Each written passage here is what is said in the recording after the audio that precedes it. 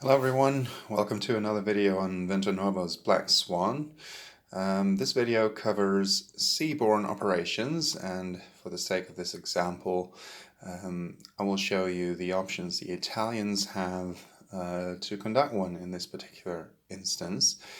Now, as in all special operations, a blitz disk is required, so for the sake of the example consider that being done. And the green pawns, not this one, that one's there for another reason, but I'll show it to you later. These green areas are viable targets for the seaborne invasion. Now, I'll explain to you how it works. This one, with the green and light blue cubes on it, is actually the only unit that could possibly be used. So as it will become very obvious, this would be a very bad idea to launch this seaborne invasion, but you will find out soon enough. Well, anyway, so the green cube is there to show that that unit is actually able to conduct a seaborne invasion. The light blue cube is there to designate that it is conducting a seaborne invasion, and such a seaborne invasion, units taking part in it are quartered. In this case, it's a 3-step unit, and obviously quartered would bring it below 1, but 1 is the minimum, so it would only roll 1 die. So that's one reason why this is a very bad idea. We'll see what the other ones are. In order to conduct one, you need to go from one port to another. So that's why, for instance, here you can go from Sicily to Tobruk over here. So Sicily to Tobruk. Or you could go to, what's this one called? Alexandria. Or you could even go to Cairo. What else do you need besides the port requirement? In each sea zone crossed, you need to have at least one friendly naval unit, doesn't matter which one, any unit will do, to carry such a unit. That is why, for instance, these 3 Italian units cannot participate. That is, these 2 also cannot participate because, as you can see, they are not full strength. That's actually an important condition in order to be allowed to have a unit participate in a seaborne invasion. They need to be full strength. So that's one reason why the artillery and tank unit cannot participate. The infantry unit in Milan normally would be able to participate if it weren't for the fact that there is no friendly naval unit in the Tyrrhenian Sea to carry it. So that is why this particular unit cannot participate. This Bulgarian unit here cannot participate for 2 reasons.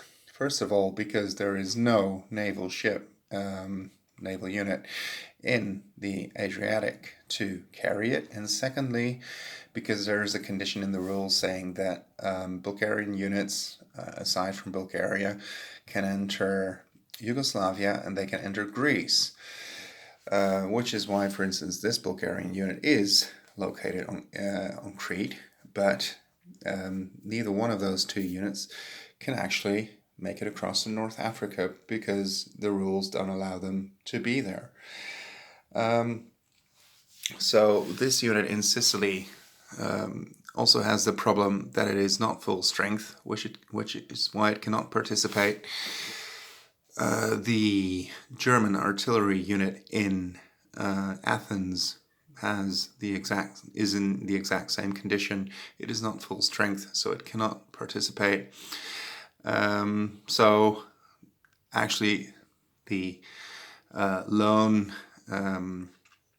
Italian infantry unit on Sicily, well, there are 2, but the only one that meets the conditions would have to conduct the seaborne invasion on its own, and it is very unlikely that it would survive contact with the enemy.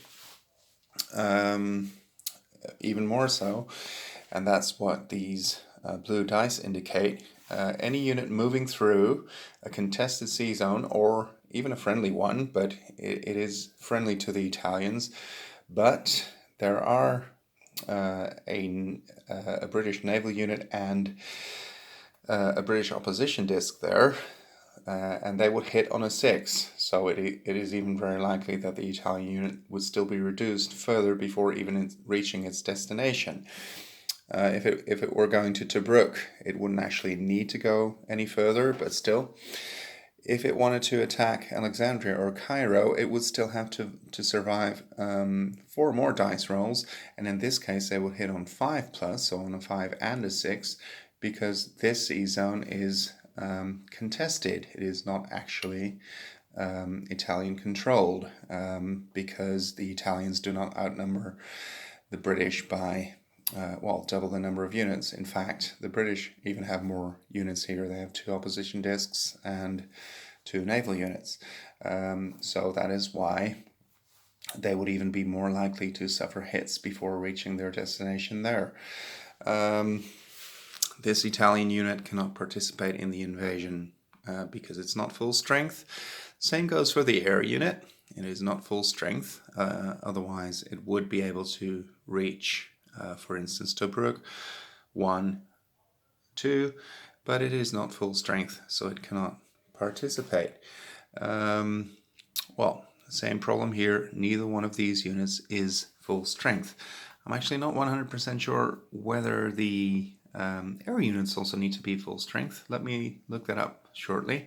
The ground units participating in the assault definitely need to be. And finally, one reason why it would be very unlikely to succeed, even if there were more units that would be capable of invading. This is a small area, so only 2 Italian units would be allowed to participate. So 1 land unit, one air unit. If you were able to pull it off, that would be the most likely combination. By the way, what I shouldn't forget either, this German airborne unit is full strength, but it cannot participate in a seaborne operation. It would be possible for it to be included in a combined operation, which is what I will explain in a next video. These areas here that I've marked with 2 arrows, it's supposed to be some kind of cross, but it's not possible to invade here, that is, to launch a seaborne invasion, because there is no port in it, and there needs to be one. Same story here, same story here. These 2, it would be possible, but again, given the circumstances, as I've explained before, it would be very unlikely they would make it there in the first place. And even if they did, they would probably have some kind of supply problem later on, or it would be very easy for them to be cut off. Well, I hope once again that this video explains to you how a seaborne operation works and all the mechanics that are involved and the things you need to keep in mind. And I hope it will make you enjoy the game of Black Swan even more. Thank you again for watching.